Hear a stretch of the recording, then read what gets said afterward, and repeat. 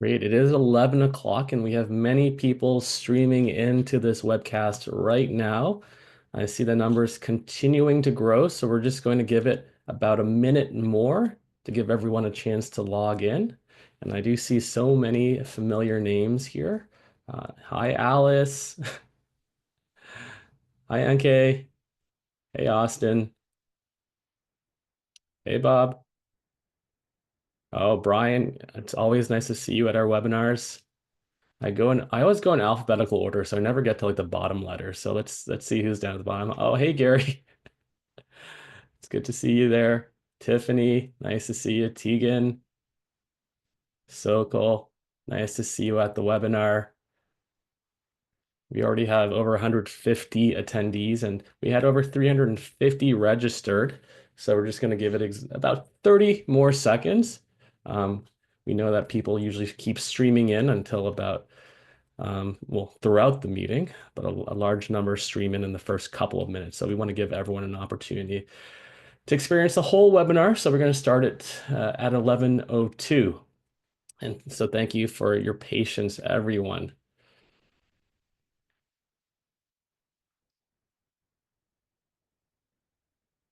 And for those joining right now, we're just going to start the webcast at 11:02 to give everyone an opportunity to log into the meeting.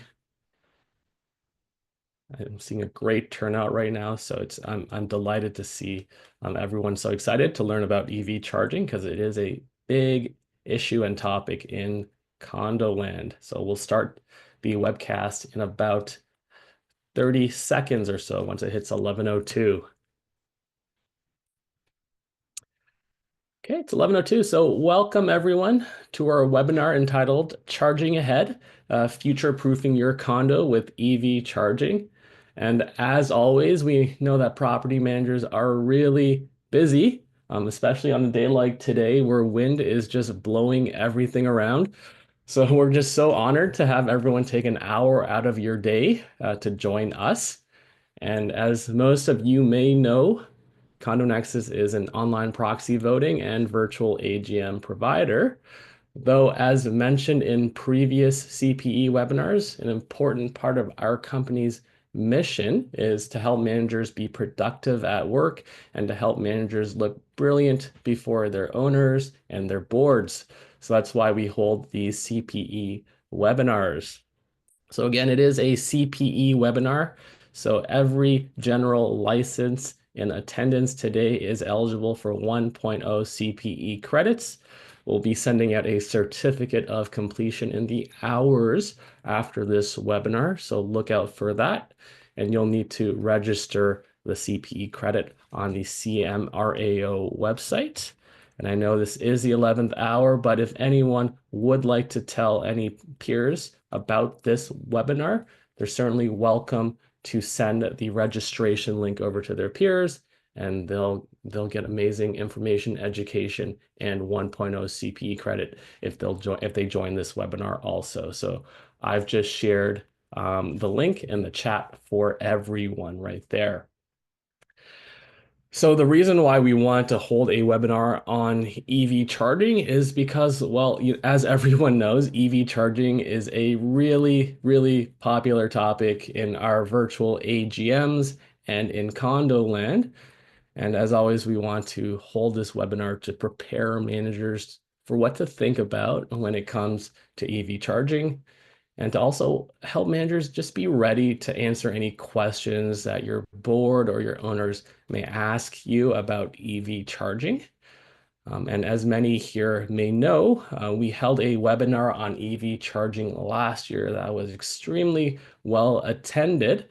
And we wanted to hold a new one this year because there are just new business models in place for condos who are considering pursuing EV charging. There's also been many new learnings in condo land from condos that have just had to navigate EV charging. And of course, there are many more owners wishing to buy EVs. So I just feel that it behooves us as leaders in the condo industry to help us, as in all of us, by the way, as leaders in the condo industry, to help our communities in what seems like an inevitable shift to the EV economy. And before I introduce our esteemed panelists that you see right there, I'm just going to provide a really quick anecdote. So, as some of you may know, I've had the privilege of serving on the board of my condo, where we've seen the number of EVs tick up in our community after installing communal EV charging. And last year we spoke about the chicken and the egg problem, where, just like the question, what came first, the chicken or the egg? With EVs in condos, it's more like, well, which condo owner would want to buy an EV if there are no EV chargers? And which condo owner would want to buy an EV charger if they don't own an EV? So for our condo, it seemed like communal charging was a first step to solving that chicken and the egg problem and building a base of EV owners who might support a broader EV infrastructure rollout. And this past winter, we wanted to actually confirm our assumptions about EV growth in our community. So we actually resurveyed our owners on whether they were looking to buy an EV. And I've just put the results there on the screen from our community of a high-rise condo in downtown Toronto. And again, a quarter of owners said that they were looking to buy an EV in the next 3 years. And of course, as we all know, polls are not 100% accurate of future intention, but they do a good job of showing a trend. And the trend is likely more EV demand and more EV purchasing on the way. And then, after releasing this question in our survey, we released another question, a follow-up question in the same survey, where we asked these 60 or so owners or residents who own or are wishing to buy an EV. We asked them what their preferred method was for charging their EVs. Um, oh, Yeah. Oh, I'm skipping the wrong. There you go. That's the right slide right there. And again, about half wish to just continue using communal EV charging. And maybe it's because they're tenants and they don't have the opportunity to simply install a personal EV charger in their own space. Or maybe some owners don't want to pay the upfront costs for an EV charger. So this year we provided two other options in our poll. Like, if you're looking to buy an EV, do you wish to buy an EV charging station or lease an EV charging station? And we provided details on what each option sort of entailed in terms of cost, etc. And we were pleasantly surprised to see that there was a preference for both the buying and the leasing model. So that really gave us as a condo board something to think about.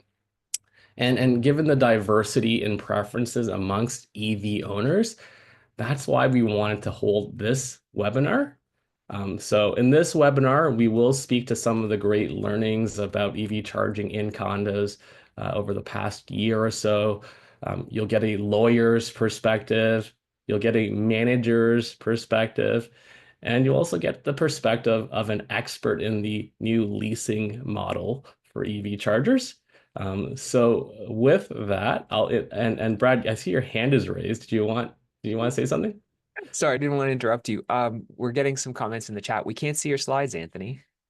Really? Yeah.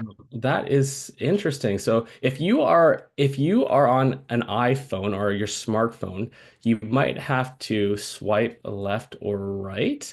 No, Brad, no, can no. We are on our No, computer I don't see them. desktop I on don't the see them either. laptops. We don't see them. I don't think you're oh sharing your screen. Yeah. oh sorry, I was not sharing my screen properly. I appreciate you raising your hand. And there, yeah, Ah, there we go. I missed that accidentally. So here is a slide about owners wishing, showing their preferences for buying an EV. And then we have a subsequent survey here about those wishing to um, pursue EV charging. And of those that are looking to buy EVs, the majority still wish to proceed with communal EV charging. And then we also provide the option for buying and leasing. And it was very interesting to see that there was a preference for both models. So that's why we wanted to hold this webinar to talk about everything we've learned in the EV space over the past year, to provide a lawyer's perspective, a manager's perspective, and the perspective of an expert in the leasing model for EV chargers. So sorry about the technical issues right there. And what I'm going to do now is I am actually going to introduce our esteemed, amazing panelists that you see right there in front of you. So the first is Michaela Popescu. She is the district manager at Dell Property Management. I've had the honor of knowing Michaela for over 4 years now, and I've also worked with so many managers on her team.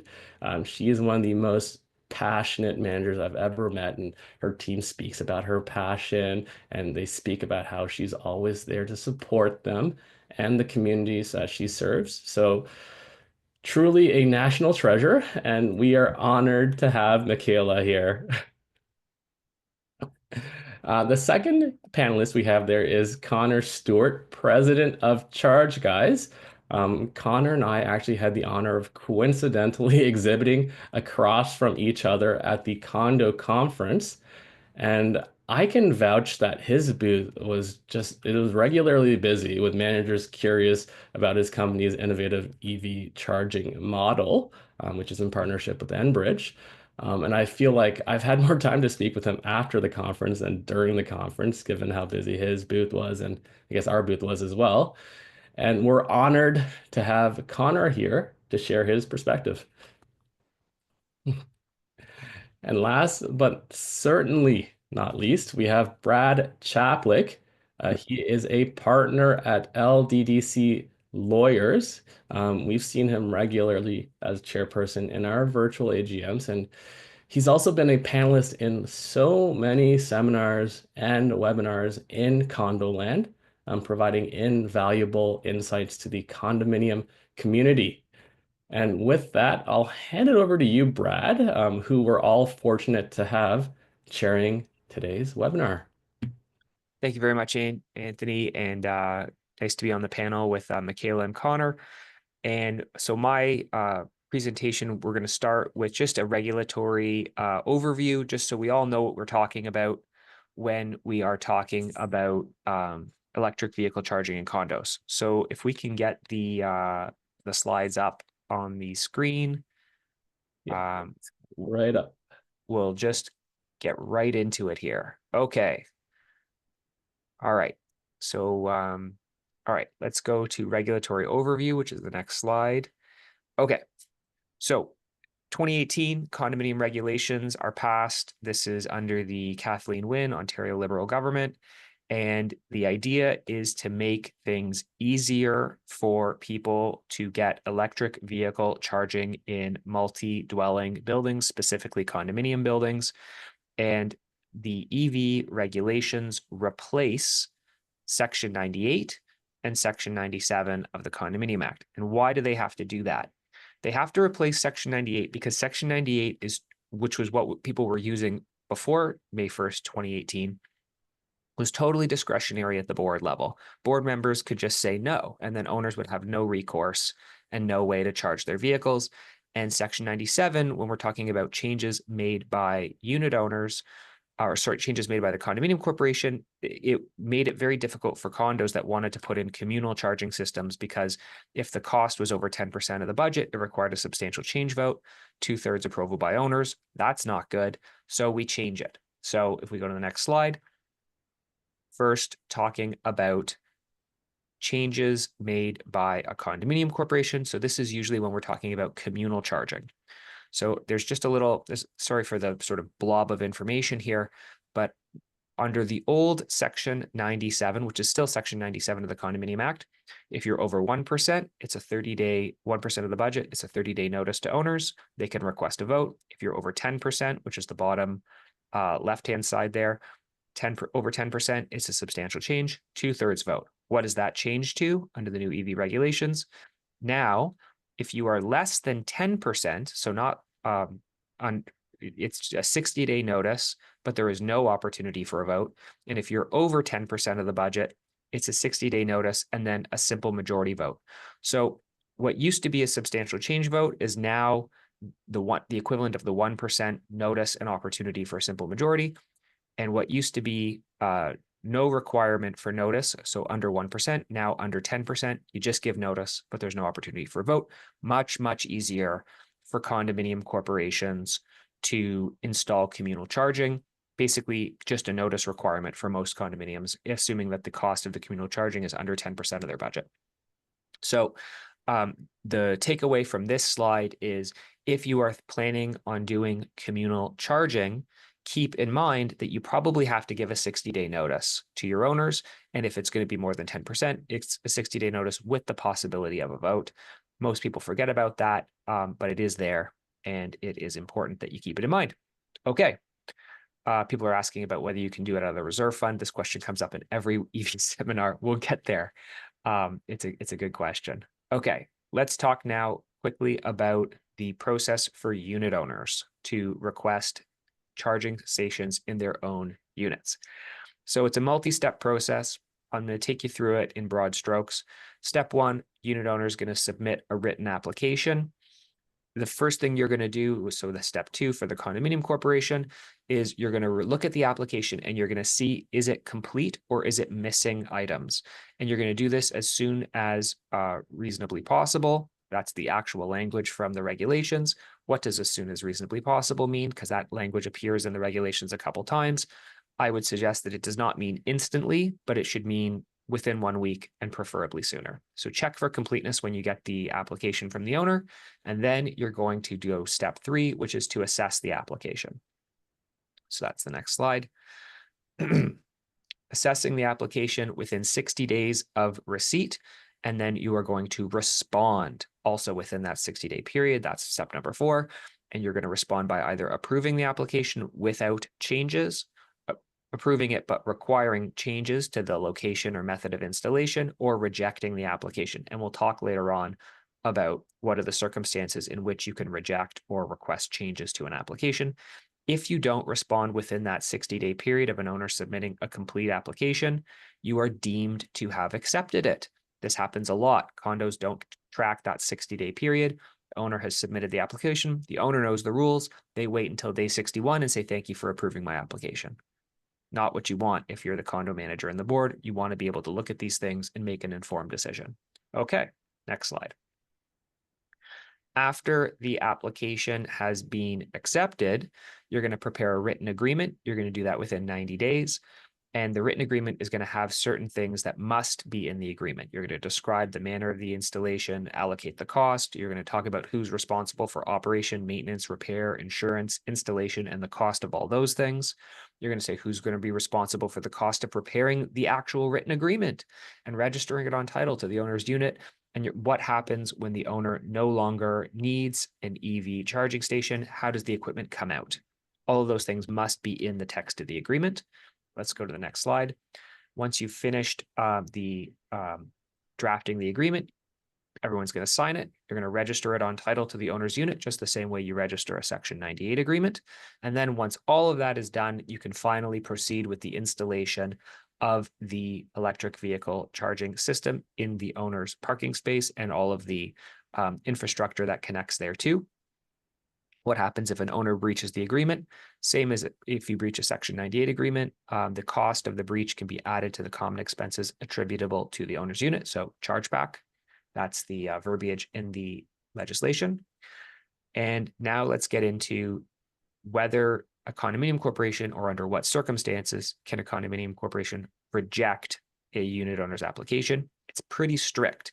So remember at the beginning, we talked about the fact that these regulations are designed to shift away from Section 98 of the Condominium Act, where condominium corporations and boards had full discretion to approve or not approve at their whim. Now it's very different. There's a strong bias in favor of accepting applications. You're only going to be able to reject it if you get a report from a qualified professional, usually an engineer, that says very clearly that the proposal by the unit owner would be unsafe, would adversely affect structural integrity of the building, or is contrary to the electrical safety code or other legislation. So it's basically illegal or unsafe. And the report from the engineer must set out how they came to that conclusion, and you provide a copy of that report to the owner. So that report is going to be, in most circumstances, at the condo's cost. If you are rejecting applications, you're hiring an engineer, you're assessing the application, and you're concluding that it's illegal or unsafe.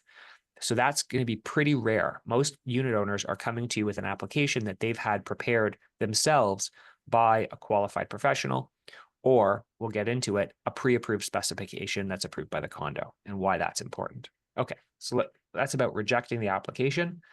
Now, what about requiring changes? Similar, not quite as strict.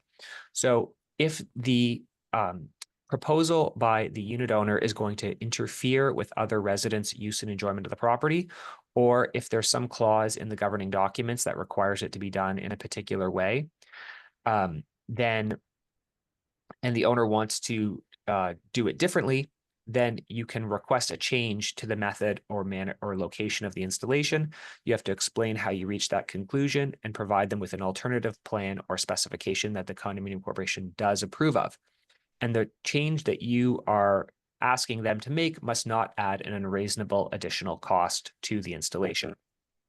So I'll give you a real example of this that happened to me in my practice, which was that a condominium corporation received an application from a unit owner who wanted to put the charging node on a pillar in the underground garage, and that would have led the cable connecting to his car to block a pedestrian walkway.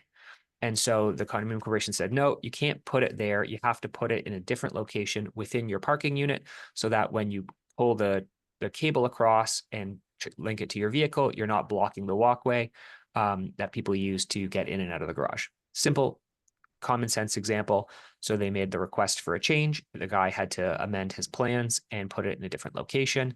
And that was a very clear example of the circumstances in which the condominium corporation approves a unit owner's request, but with a change, which is to the location of the installation. Okay, so that takes us basically through the regulatory framework. You're now all experts in how to deal with electric vehicle charging. This is great. That only took 6 minutes. So what are some takeaways and lessons from this review of the regulations? Well, one thing is we talked about the cost of having an engineer review the application. And so how could you avoid having to hire an engineer every time an owner comes to you with an application? Well, you could have a policy in place and a simple application form and a pre-approved specification and installation agreement. If you do all of these things, you're going to really reduce costs. So have the application form ready that's in a format that you want as a condominium corporation. Don't have owners coming to you with their own, miscellaneous applications that they've cobbled together. They don't know what's required. They don't know what documents they need to attach. Have an application form with a checklist of documents that you need attached. Have an installation agreement that's pre-approved, that you're familiar with, that has all the terms and conditions that you want. So you're not drafting one from scratch every time with a lawyer. You're not looking at the application form in a confused manner. You can immediately tell if the application is complete or not based upon whether it checks off all the boxes on your form. Let's go to more best practices. And so if you have the pre-approved specifications, the pre-approved application form, and the pre-approved installation agreement, all the costs are going to be allocated properly. Your administrative burden is going to be minimized. It's going to be easier for both the manager and the owner. You're not going to have to hire engineers to review applications on a one-off basis. And the legal costs are going to be minimized because you're using a standard template installation agreement.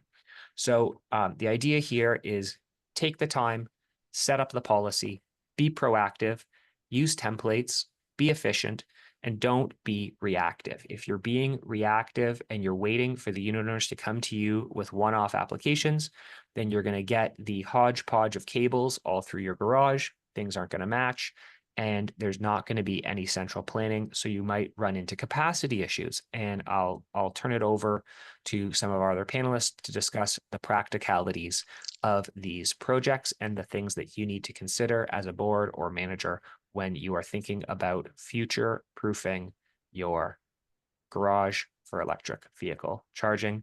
Over to you, Michaela.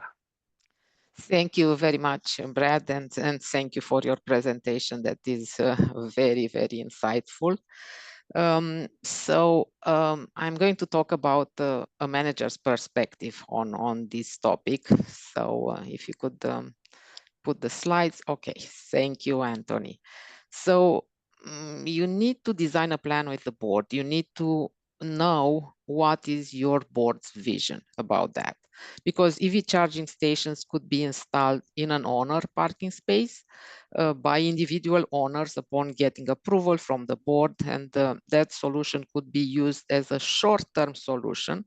And the corporation has to also find a way to monitor the electricity consumption and to charge back that owner for the electricity costs. EV charging stations could be installed in the visitors parking area.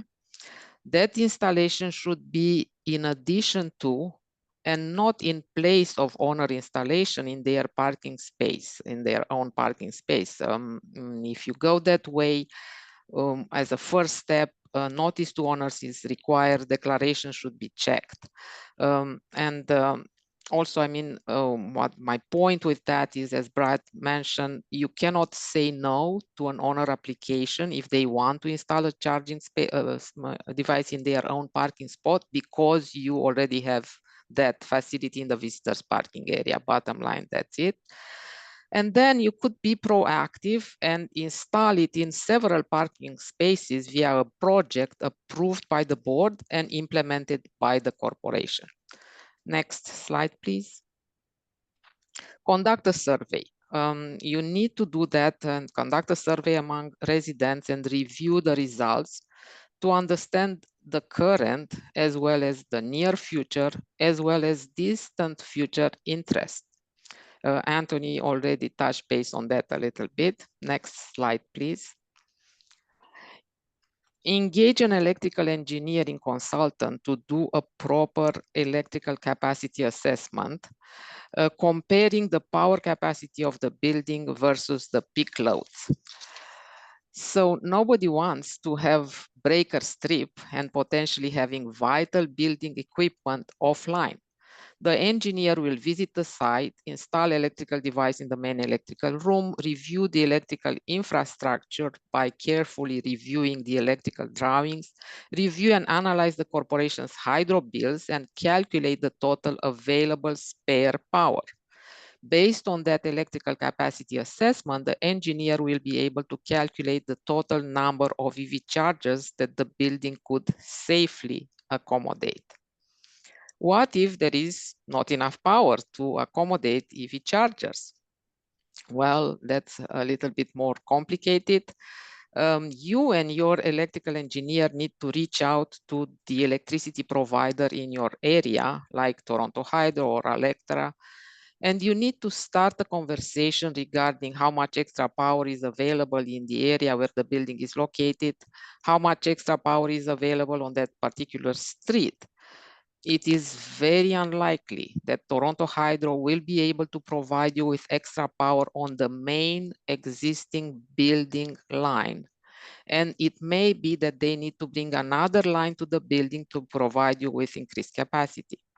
Generally speaking, we all know that the electricity is being distributed to the consumer on high voltage lines because as the voltage is higher on the line, the loss of electricity is reduced. Therefore, you need another transformer to reduce the voltage and bringing to the user voltage of 240 and 120 volts. You need to have a powerful main switch disconnect installed on the new line and more disconnects down that line. So that could be an expensive project. Next slide, please. Maximize the number of EV chargers by controlling the power output distribution. This is very important and could be safely accommodated by controlling the power output distribution. Different EV chargers contractors have different approaches to achieve this by implementing slightly different solutions. It would be a good idea to ask the engineer if individual owners that have already installed the EV chargers in their own spaces could be integrated later on the corporation's project. You need to ask what would be involved in that and the associated costs. Next slide, please. The engineer could be retained to design the system and engage ESA. So I think you are on another slide, Anthony. Oh. Yes, thank you. Based on the interest among owners and the results of the electrical capacity assessment, the board could consider the construction project. The engineer could be retained to design the system and obtain comparable proposals from EV charger installers. Your electrical engineer will involve Electrical Safety Authority throughout the process. It is very important that all electrical work in the building is ESA approved to comply with the electrical code that calls for specific installations requirements to make it safe. For example, if you are installing electrical equipment in the garage, it is better to install the panel in an area where it is not exposed to floods. The equipment has to be guarded, preferably in a well-ventilated area, and you need to have enough room around it to be able to maintain it.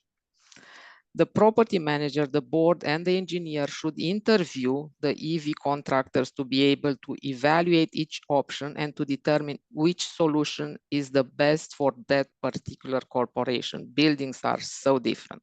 Next slide, please. The board should determine how the project will be financed.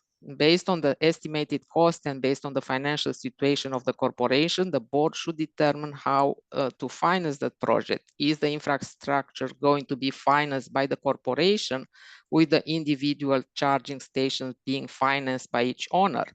Is the cost of the infrastructure going to be divided and charged back to each interest owner? A lot to consider. Once the board has determined how the project should be financed, communication to owners is very important to get participation. Owners that want to take advantage of the project could be asked to register and pay a deposit. Next slide, please. Yes, it's very important if you go ahead with a project of that nature to time it to get the government rebates. Government rebates are time sensitive, and it seems that they are set up for a certain period of time each year.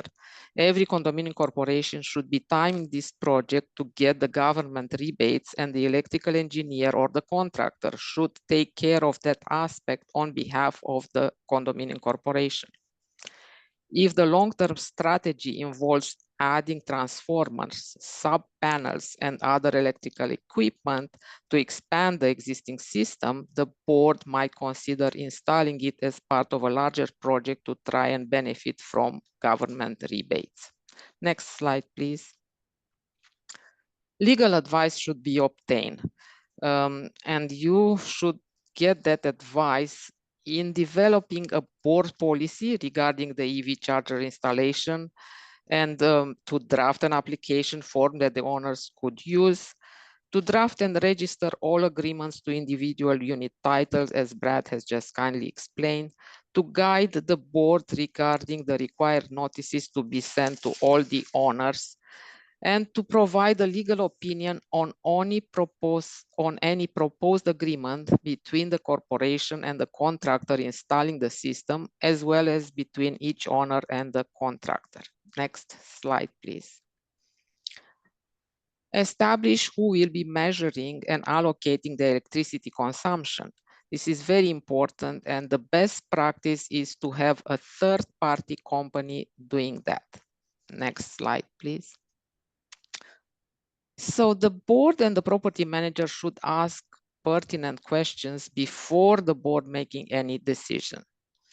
Is the proposed equipment proprietary? Could the corporation change the monitoring billing company in the future? Is there an app that the owners could use to see their consumption and billing? How often is the corporation going to receive the electricity costs back?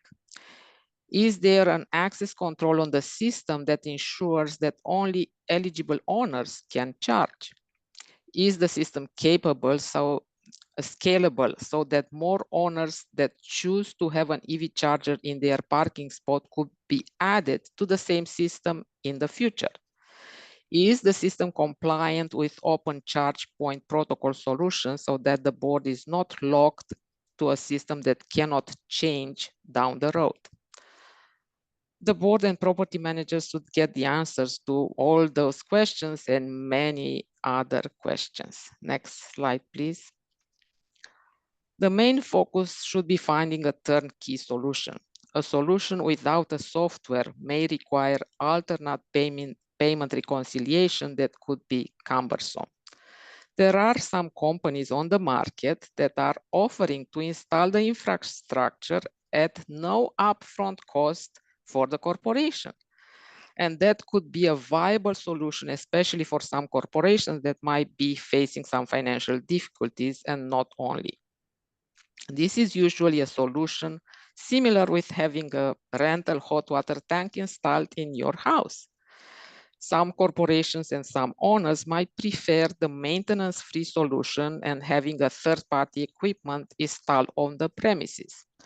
Legal counsel should be engaged before approving any work of that nature to thoroughly check on the proposed agreement between the corporation and any provider, as well as to check on the proposed agreement between such company and the unit owner. Next slide, please. Yes, communicate, communicate, communicate. This is our team in property management, isn't it? I cannot stress enough that clear communication with all parties involved, and especially informing unit owners at the beginning and during any project of that nature, is one of the key elements to success. And I will now pass on the mic back to Brad. All right, thanks so much for that, Michaela. And now let's hear from Connor at the Charge Guys about the options available in the industry for condominium corporations looking to do charging systems in their buildings. Go ahead, Connor. Appreciate that, Brad and Michaela. It's very I think we've got a lot of consistency across the three of us on messaging, and I think I'll just try and focus more on the perspective that we see when we work with condominiums ourselves. So I want to kind of three parts to what we're going to talk through, like a little bit on the market, and kind of where things are going, and some of the options available as far as like how can you actually implement this within the resident or the community. And then we'll finish off with the different business models, and particularly speak a little bit about the leasing/charging as a service model that seems to be becoming quite a bit more popular in the condo space with lots of buildings. So with that in mind, we'll dive right in. If we want to go to the first slide there. So I want to touch on this a bit because I think everybody has their news outlets, media outlets they subscribe to. And there's a lot of conflicting information in the marketplace and a lot of headlines that people read. And I think it's important in the context of condominiums to really focus on the numbers and look at the market and look at where it's headed, and then think about that in the perspective of your community and how you can sort of be, as Brad and Michaela said, proactive versus reactive. So, particularly in Ontario, where we are, a lot of folks may not realize that our governments have invested over $25 billion in this space.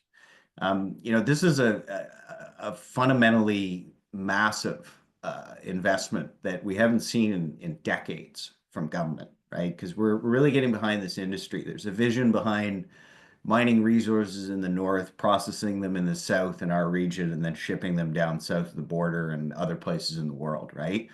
So this is going to really create a massive economy here in where we live and where our buildings are. And it's going to represent over 7,000 new jobs in Ontario alone. And particularly these three brands on the side there that are driving that here in Ontario, and sort of the offshoots from there.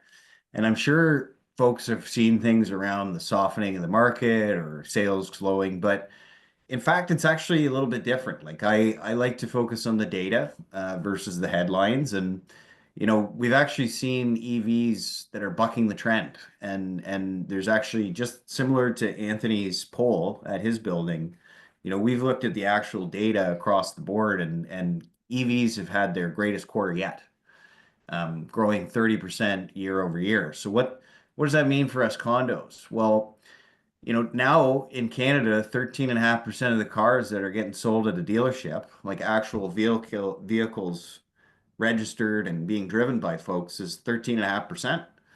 And that keeps growing.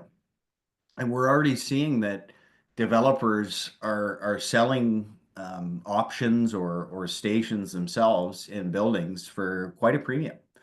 And what this really means is that over time, as a board, as a resident or owner in a community, you want to keep your building valuations in line, right? As time goes on and more of the market switches and makes this transition to EV, you don't want to be left on the back burner. You don't want to be on the outside of that, because eventually what's going to ultimately happen is that buildings that have options for charging on site are going to be worth more than buildings without, right? It's quite simple. If everybody's driving an electric car, they're going to gravitate and pay more for convenience, right? So what does this mean for us? Well, you got a couple options here, realistically. If we want to go to the next slide, and I think Michaela and Brad have touched on this already, but it's be proactive or be reactive.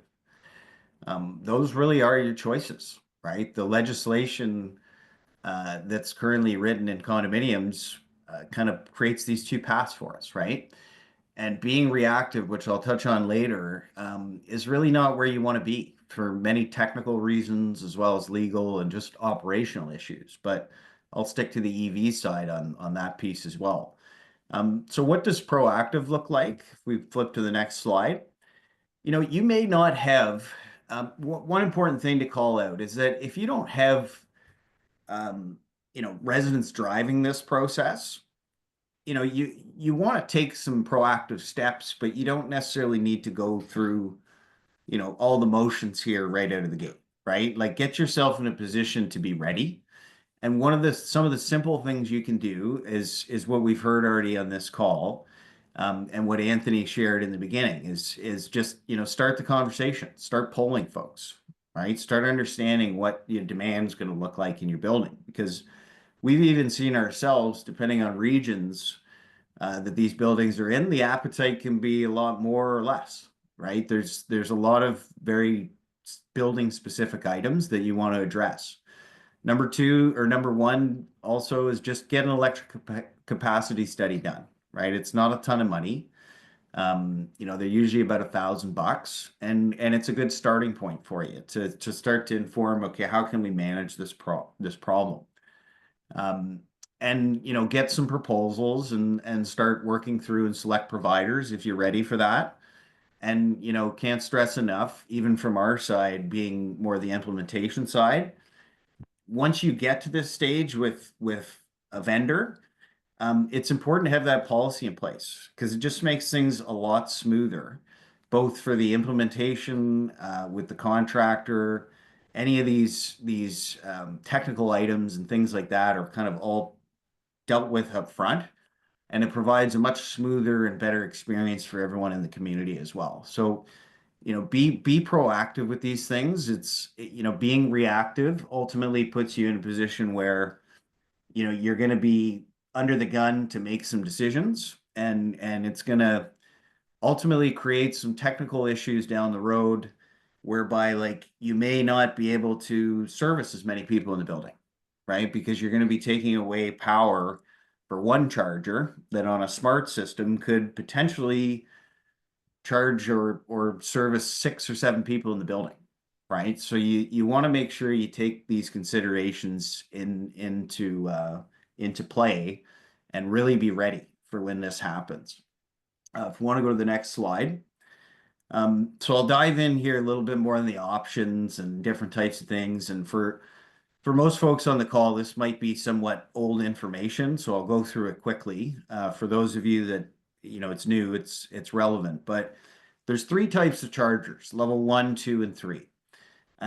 Level 1 is for a fully electric vehicle, like your Teslas and things like that. It's not really going to be practical.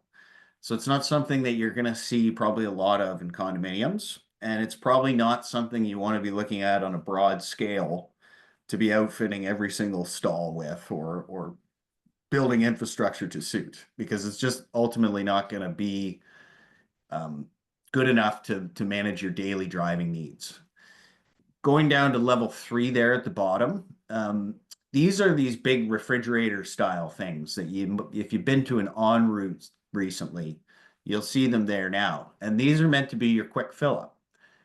These are not really designed for a condominium setting because they take a lot of power and creates another operational challenge where you have to filter people in and out of here. You have to make sure people are playing nice with the charger and sharing and things like that. So typically it's not something we would see in a condominium setting.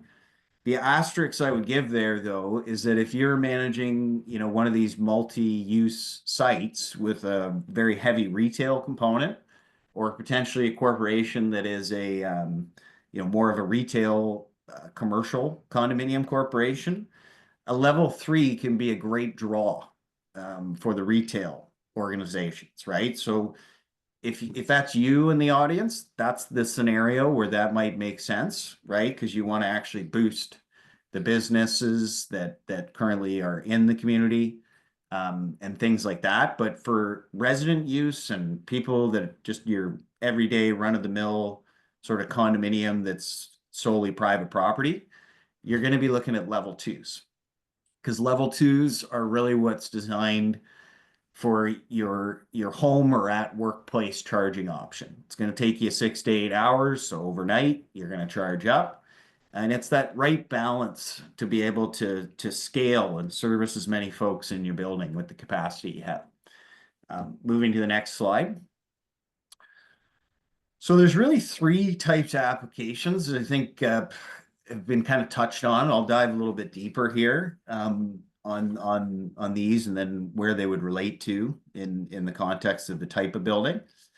So single run, sort of one-off installation, like you see on the left-hand side there. This is what happens when you're reactive, right? To Brad's point earlier, when you get to 60 days and you're at the 61st day and you've now approved this without approving it, this is what you end up with.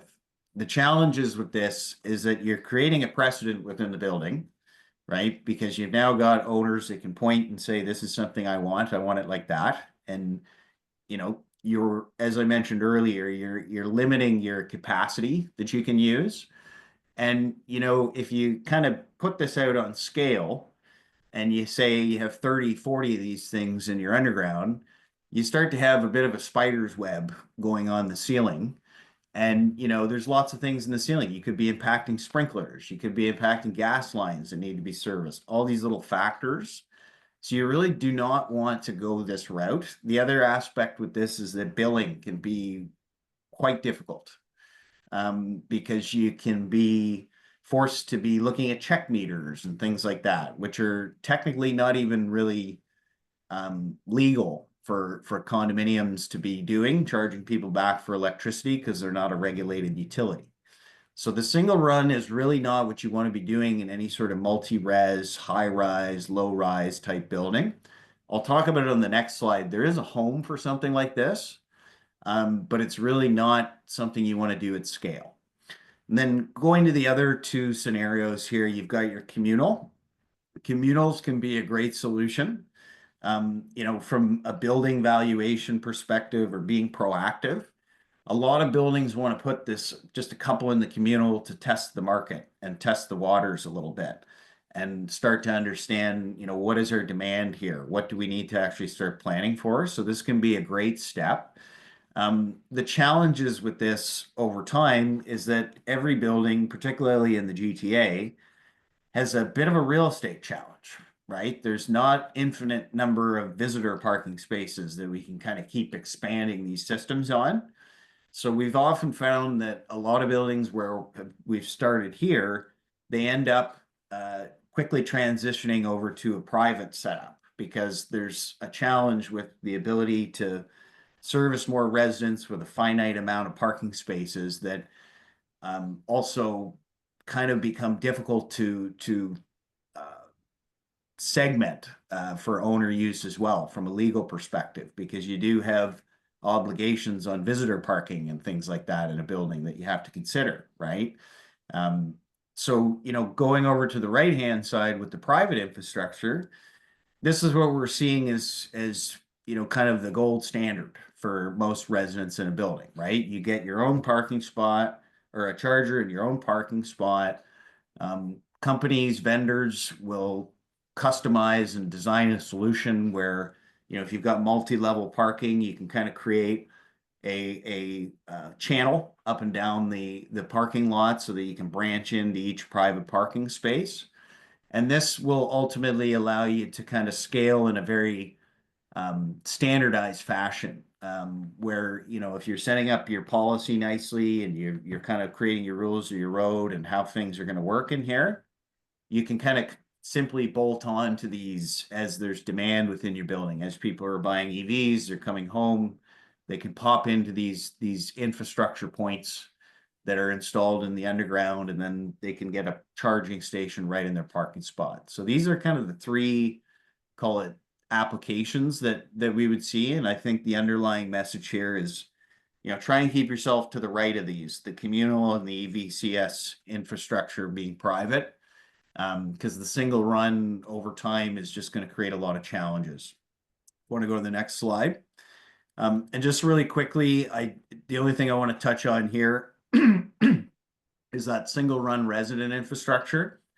If you're managing a property that's actually, you know, condo legally, but really structurally and physically is a lot more like a single family home, that's where a single run infrastructure makes sense. Somebody has their own electrical panel, they've got their own separate garage, you know, it's effectively a house, right? In that case there, that's a single run. They can deal with it themselves. They can just hook it up to a panel and call it a day. Next slide. Oh, sorry, just go back there real quick. Yeah, so there's two real ways that we're seeing, and the second being becoming more popular is this charging as a service model. But there's two ways you really do this in condos. Either the condo owns and operates it, and you fund it through residents if it's a private parking project, or, you know, through the condominium budget itself if it's going to be a communal project. Option two is partnering up with the third party and offering a charging as a service model where they will come in and operate it just kind of like a utility model is the way we see it. So if we go to the next slide here. So what's the difference, right? I think just quickly on a quick story, like we started in this business back in 2018. And when we started working with condos a lot, we started to see a few problems with this, right? And I'm sure as you're listening on the call, you're hearing all the different factors and choices and things you need to consider as you look at these projects.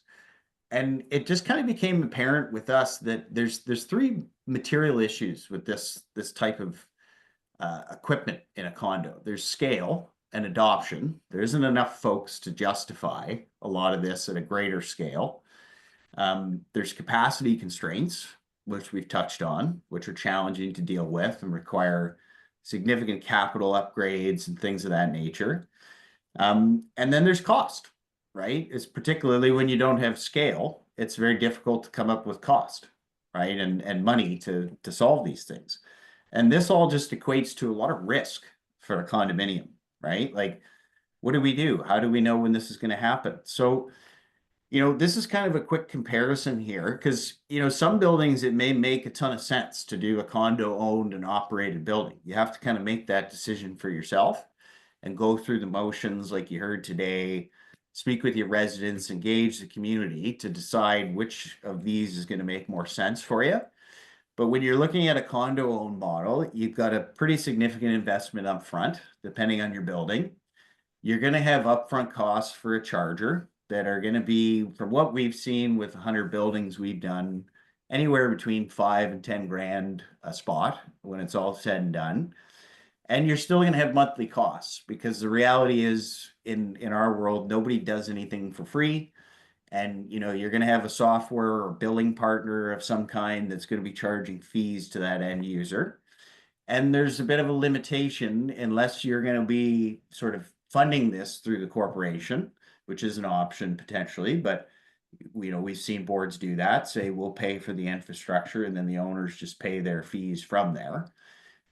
But if you're not doing that, we've seen the limitation being getting to around 20 or 30 residents, so that you can make this not a issue on your budget, and not a delta on your budget or a problem you have to solve there. So it's a much higher barrier to entry a lot of times, which again, we've done lots of buildings like that. So it's definitely doable. You just have to decide and talk to your residents.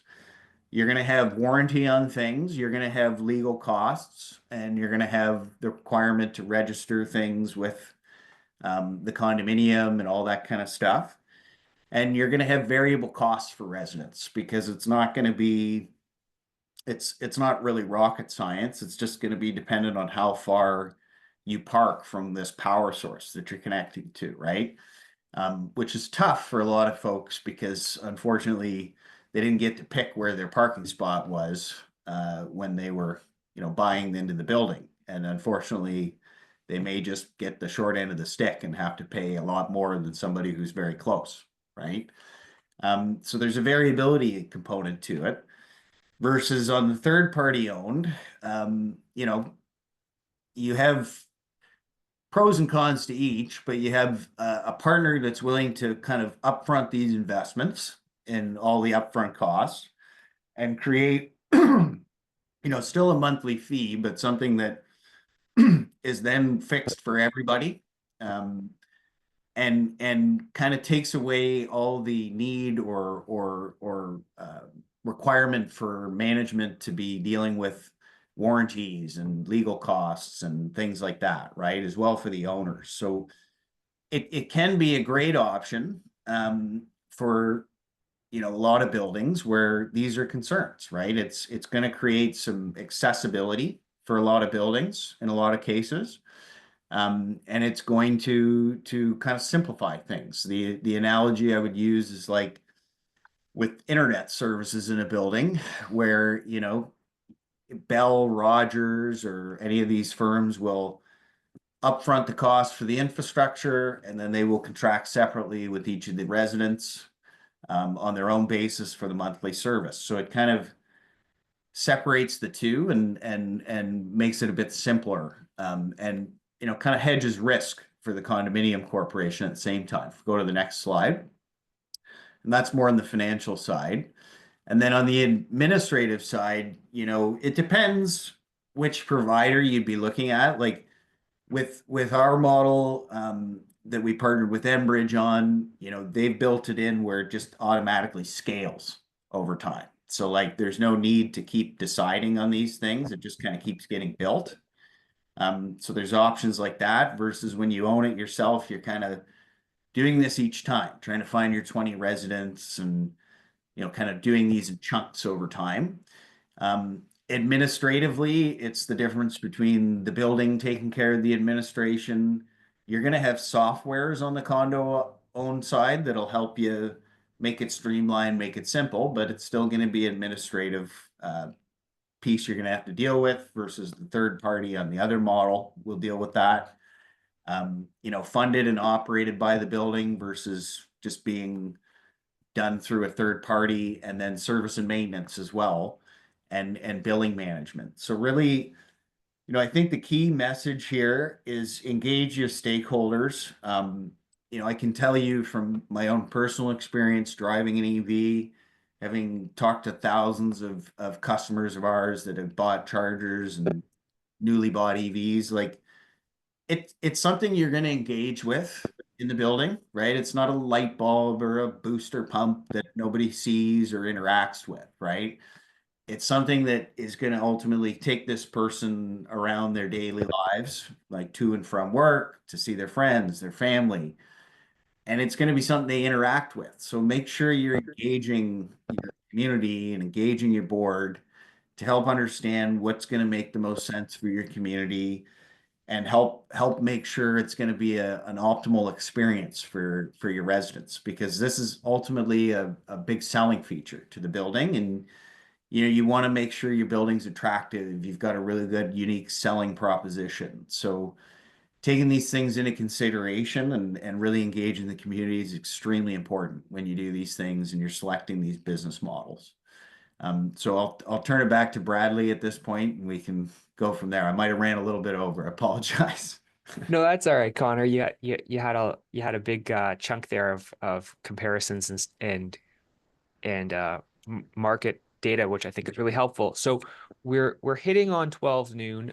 For those of you who are here for your 1 hour CPE credit, you've got it. And for those who want to stick around for some Q&A, I think we'll be able to do that for another 10 or 15 minutes for those who have the time. So let's jump right into it. We've got some questions sitting in the Q&A tab, and I thank everyone for their patience. We were going to get through the presentations and then address any lingering questions. I'm just going to go into them in the order in which they appear. So the first one comes from Judith Ing and Shannon Dewitt. And a couple related questions here. So Judith asks, if the cost is more than 10% of the common expense budget, how many days do we need to give owners to decide if they want to vote or not vote against the project? And by what method do we obtain the decision from owners? And then Shannon asks a related question, which I'll get to in a moment. So this is a great question, Judith. It's relates to one of the slides that I had put up earlier about EV installations by condominium corporations and what the regulations state. So if the cost is more than 10% of your common expense budget, you're giving a 60-day notice, 60, as opposed to 30 under the old Section 97. So giving people more time. And if during that 60-day notice period, it's a requisition, right? The same as when you give notice of rules or when you give notice of a Section 97 change to the common elements. It's a requisition signed by the owners of 15% or more of the voting units in the corporation, and they will request that a meeting and a vote of owners be held. If you don't get that requisition within the 60 days, then you're good to go.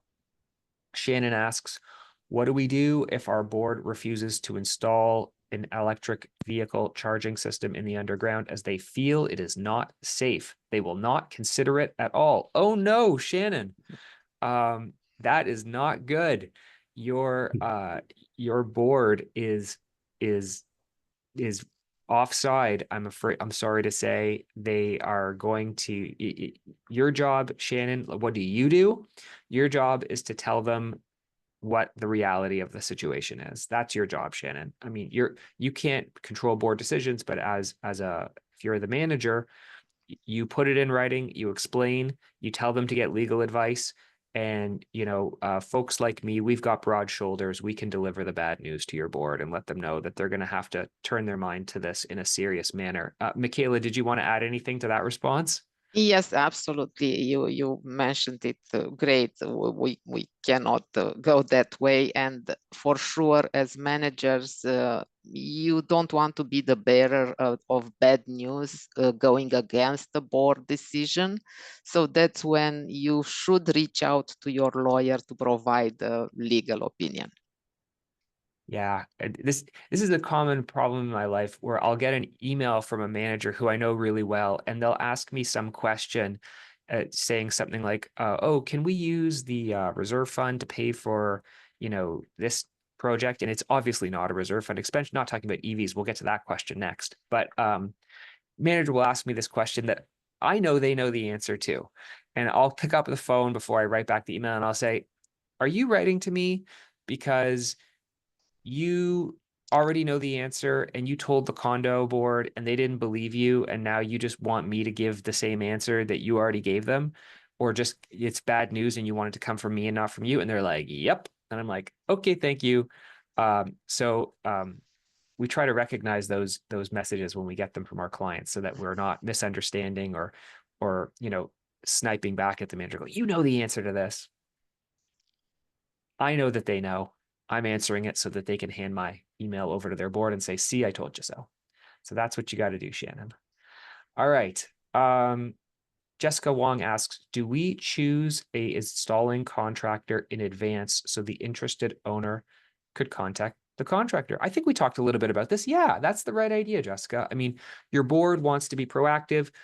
Go out, talk to installing contractors, see what their proposals are. And if there's someone who you think offers a really good solution for your corporation, then you want to see if that can be sort of a pre-approved specification. Connor, do you want to add anything on that one?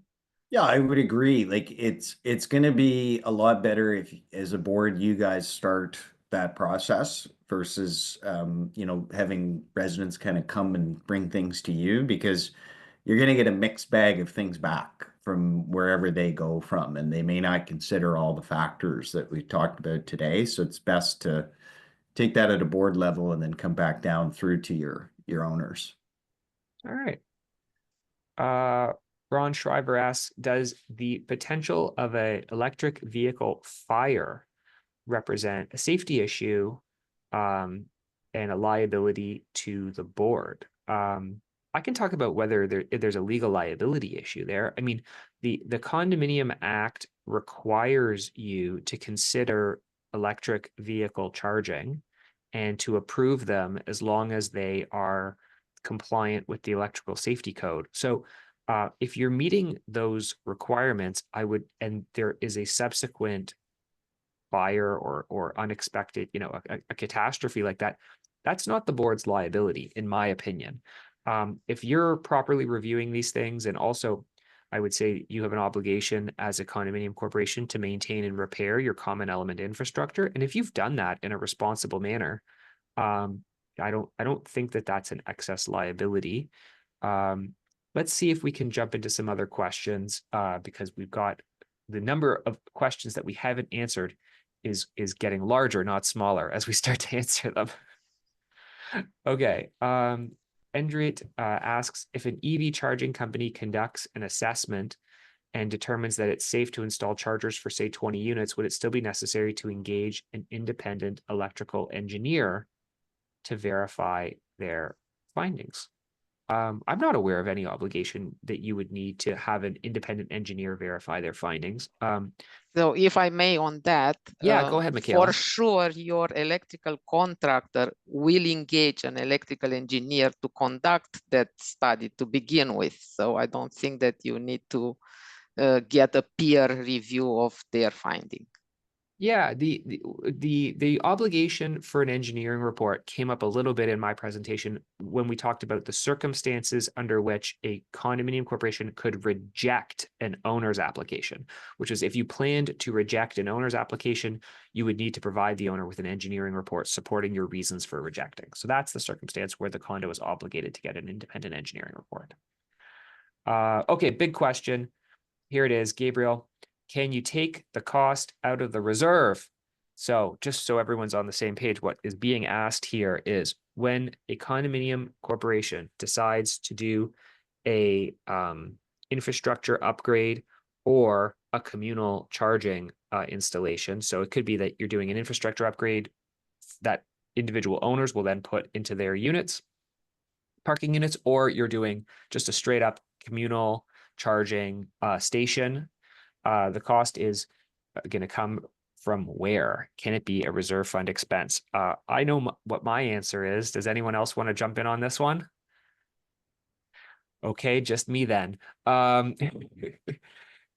Generally speaking, Gabriel, it's not a proper reserve fund expense. Reserve fund is major repair and replacement of the common elements and assets, but there is a limited circumstance where I think you can get in there like thin edge of the wedge type of just squeeze yourself in, which is if you are going to be doing a larger electrical infrastructure repair project, maybe your condominium corporation was constructed 50 years ago and your electrical room is in need of an upgrade, and it's a planned upgrade to your electrical infrastructure, and you're going to take that opportunity to put some EV infrastructure in at the same time, and you're going to put that under the reserve fund, I think that's your best bet. Other than that, you're probably not within the regulations under the Condominium Act. And also, whenever you are unsure of where to put that expense, run it by your auditor. Yeah, auditor's a great reference. Thank you, Michaela. Okay. Oh, I like this one from Paul. How do we handle EV charging for scooters and bikes? Such a hot topic and something we didn't talk about at all. We know it shouldn't be done in the suite. Should we have a separate room in the garage with a metering system? Any policy about the safety of EV scooters and bikes? Oh my gosh. Okay. I'm going to talk about the safety one, and then I want to see if Connor's got some ideas, and maybe Anthony too, on what to do about scooters and bikes. So on the safety issue, we know that there is a safety problem with the e-bikes. In particular, maybe the scooters as well, but the e-bikes, I think, seem to be the most high profile issue. There are certain e-bikes that have unregulated batteries. The TTC is dealing with this right now. If you're looking in the news about is the problem with the lithium batteries has to do with temperature, in which they expand and contract, and then they can short circuit and cause these catastrophic fires, as happened on the TTC. I don't know if it was 1 year or 2 years ago. But at Yonge and Sheppard Station, there was a big fire, big problem.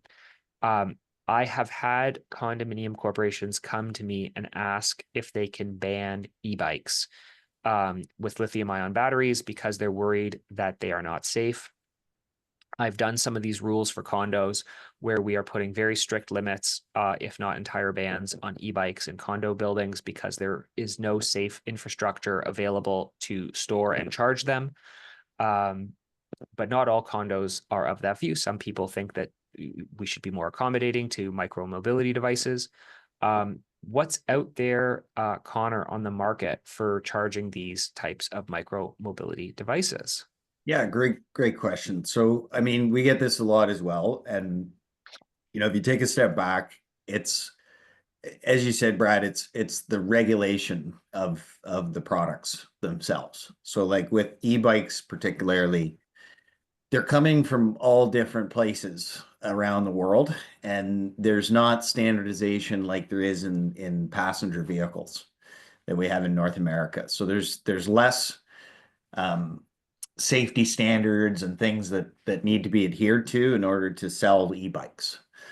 So, you know, that's where a lot of these things come from. These fires happen is because it's a poorly built and designed product that fails, right? Just like anything in our lives, things break, they fail. So, you know, limiting them entirely might be a short-lived piece, but I think the way that I would look at this myself, if I was on my board of a condo, I would be saying, okay, let's kind of standardize a quality standard that we're going to allow in the building versus just saying none of these all together, because there's reputable manufacturers of these products, and they're safe, and they're, you know, the same as a car, right?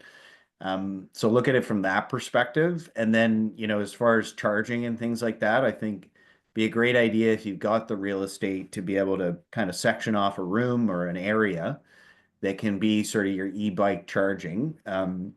And technically speaking, it's not a lot of power. It's pretty simple to be able to actually charge these things up. There's not a huge consideration there, so it shouldn't be too challenging on the implementation side either. Yeah, Anthony, have you had any issues come up in your building about e-bikes? Yeah, it was a regular question at our condos virtual AGM, and we do hear this question come up at many virtual AGMs as well. So it is something that the condo community is concerned about. I have spoken with an expert at a safety authority, and he has shared with me sort of the inconsistency of the standards across multiple safety authorities with the batteries coming over from overseas, and there are certainly real concerns. So it's something that condos should certainly certainly consider carefully. All right.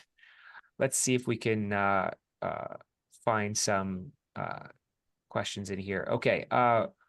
Rana asks, how does insurance look into this, such as increasing costs and risks to the building? Michaela, have you had any Actually, any yes, response because from insurance? yes, thank you, because we do get that question often, and we talked with A-Trans Council insurance brokers, and our conversation with them, you know, because these EV charging stations and EV charger cars are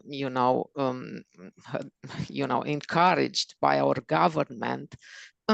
At the present time, there is nothing to increase the insurance because the building has them. And also from a safety perspective, we were kind of assured in the industry that the fires from these batteries are not more common than the fires from a regular car. So maybe Connor could talk about that. Yeah, But if in doubt, again, reach out to your insurance broker, and then they will advise you. Yeah, let's see if we can jump through some more questions here. I'm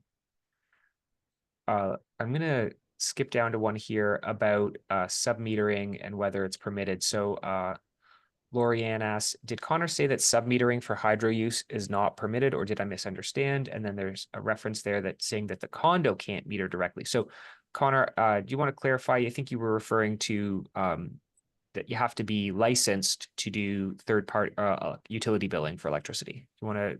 that's right. So yeah, sorry for any miscommunication there. In the context of single runs, so you know, Mr. and Mrs. Smith put their application in, they want to put their own one-off charger in. You're generally going to track that and bill that somehow. And what we've seen a lot of condos do is put in what they call like a check meter. And it's basically just a physical little meter that you'd go down and read, and the manager's sending a bill to the owner of that station every month for their consumption.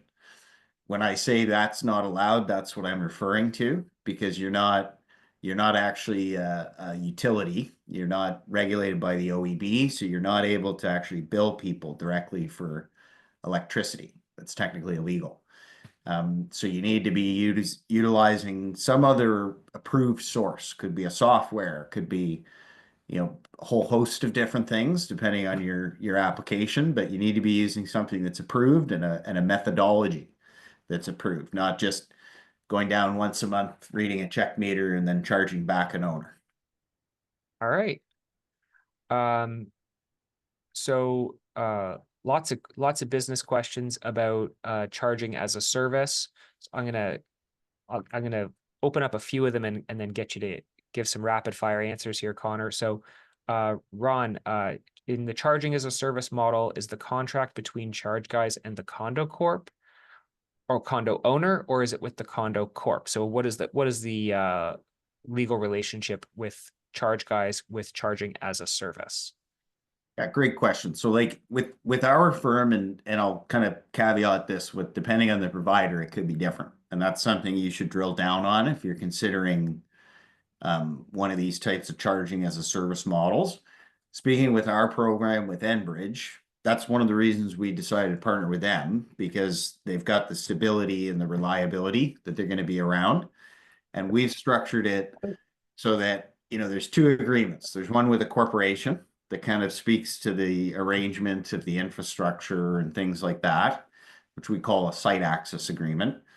And then there's an individual agreement, the second agreement for an owner or a resident, which would be for the service, for actually getting the charging station in their parking space. With us, you're not signing agreements with Charge Guys, you're signing agreements with Enbridge. So, you know, even if, you know, the provider goes out of business or something, like in our scenario, you've got that backstop of of a very well-known and reputable utility. But, you know, in some cases, if you're comparing other models in the marketplace, that could be different. You could be just signing up with a company directly, and that's what you want to understand before you go forward, because what if they're not going to be around in 5-6 years? Then what do you do? You know? Yeah. All right. Let's see if we can jump through a few more questions here. Well, we've got maybe we'll do 2 more minutes, I guess, Anthony. I know we won't have time for everyone. I'm trying to type in answers as we go. If the other panelists see questions that they've got good answers to and you want to start typing them in, I think that's a good way to do it. Wayne asks, what about a tenant who wants an EV charger when the owner is not interested in applying? So, okay, this is an interesting question, sort of delves into landlord and tenant law. I don't think a tenant would have a right to apply directly to the condominium corporation. Legal relationship is between the owner and the condominium corporation. So from the condo's perspective, if a tenant is coming to you, your answer is to go back to the tenant and say, you've got to make this application through the owner. Now, as to whether a tenant could bring a complaint to the landlord and tenant board against the owner for refusing to apply, I think that that's a really interesting question, and I would want to do some research on that. But yeah, as a landlord unit owner, you might have an obligation to provide charging to your tenant, but as a condominium corporation, you are not required to listen to a unit owner's or a tenant's request for a charging station. You're only dealing with the unit owners. Okay. Eleanor says, I manage a stacked townhouse condo where all the parking spots are outside on the ground level, not underground. We have visitor and resident parking. In this case, the best option is to install private charging for residents' parking spots rather than communal ? Well, Eleanor, I don't know necessarily that the best option is individual charging versus communal. I think it depends on what your owners want to do. But if it's townhouses and it's all outdoors, I think Connor was suggesting that, you know, allowing people to do the single line running from their own individual panel might make more sense. You probably don't need big underground infrastructure. So in that sense, yeah, I think you're on the right track, Eleanor, but I wouldn't count out having a communal spot as well in one of the visitor spaces. Okay. Mohammed asks, forgive me if I missed this. However, who is responsible for the cost, the corporation or the owner requesting access? Or, okay. All right. So Mohammed, your question is about when a unit owner wants to install a charging station in their own parking space, who is responsible for the cost of the installation? In the absence of an agreement to the contrary, each party is by default responsible for the part of the process that is their responsibility. So where a unit owner is running the cabling from the central from the central electrical room to their own parking unit, and then putting a charging station in, all of that installation cost is going to be by default the unit owner's responsibility. And then when you do the installation agreement, you are going to confirm that, and you're going to confirm that the unit owner is responsible for the cost of the installation, the cost of electricity consumption, and all the legal costs that the condominium corporation incurs. If a condo is going to go and get an engineering report, condo is going to pay for that themselves. Okay. Bal, how can we educate the board that is absolutely not ready to consider EVCS in the building? I think we answered this. I think you've got to lean on your legal, point them to some online materials, and see if you can get them moving in the right direction. Where would I get a template for an EV charging station? Oh, template application form or installation agreement. There are some documents on the CAO website. They're not very good, Sandra. If you get a decent condominium lawyer to draft up a template that's specific to your condominium building, that will be much better for you. And that's what I would recommend you do. What section in the Condo Act is that condo obligation? The regulation, it's in the regulations, it's not in the act, and it's 24.1 to 24.7. 2 more questions, we can do it. I thought the government was talking about making these projects out of the reserve. Maybe they are, Gabriel, but if they are, it hasn't happened yet. And the last and final question of our seminar, Tat Ching, How about the sister building not interested to go ahead and refuse to spend money to do further due to less demand of EV? Do we still need to follow up even if we have done the survey and have proper minutes in place? Please advise. I'm not sure what you mean by that, Tack. If you've done the survey and there's no owner interest and you're holding off, then that makes sense. But you might still end up with a one-off if you've got someone who's determined to put a spot in their parking space. I think that's everything. We've got one more here from Albert, but we'll open it up as we close. How do we manage and install if it's a shared facilities visitor parking between 4 condominium corporations? Oh, that's a nice simple question, Albert. Thank you for that. That's so complicated. Okay. It's going to depend on your shared facilities agreement, Albert. How would you manage a communal charger or shared facilities parking? But there is an obligation in the Condominium Act to facilitate these installations. So I think as a condominium corporation, you're going to have to provide whatever access the owner needs. And the fact that it's, there's a shared facilities aspect to it, I think it doesn't change the unit owner's right to have the installation considered in accordance with regulations. So thanks, Albert. Okay, we did it. We answered 24 questions in 25 minutes. Amazing. So yes, thank you for those who chose to stick around, the 184 or so that chose to stick around until this very final minute.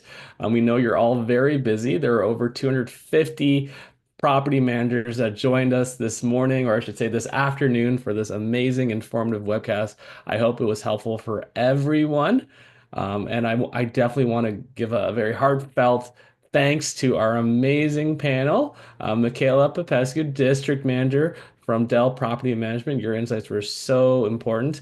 Connor Stewart, thank you so much for sharing your perspective. And Brad, thank you so much for sharing your expertise. Thank you, guys. Thank you, everyone, for joining. It's cold out there. Stay warm and have an amazing day. Thanks, Anthony. Thanks, Connor. Thanks, Michaela. Thank you. Bye. Have a nice Thanks, day. everybody. Take care.